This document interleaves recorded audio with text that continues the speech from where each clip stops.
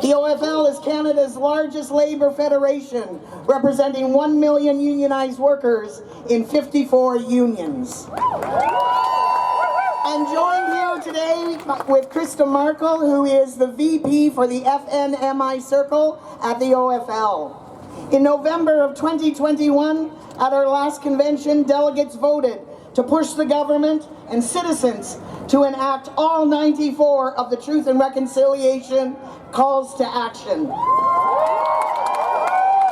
Today, we use our people power to demand that all levels of government pay particular attention and honor and enact number 92. Action 92 calls for the corporate sector in Canada to enact the United Nations Declarations of Rights of Indigenous People. It commits to meaningful consultation, building respectful relationships, and obtaining the free, prior, and informed consent of Indigenous people before proceeding with economic development projects. Free,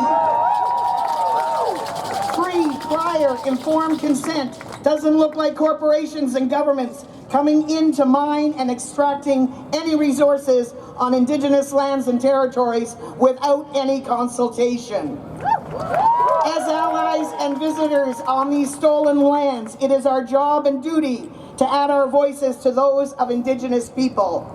We must use our economic power and our privilege to force businesses and developers to do the right thing. We must convince others that truth and reconciliation isn't merely a concept, but actions that need to happen and values which need to inform the decisions that are made.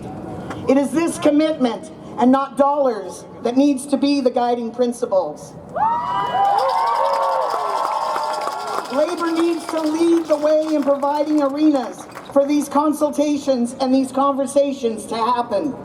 These talks can only happen when mutual respect is shown and the deserved care is shown to the historical caretakers of these lands and ancestral homes.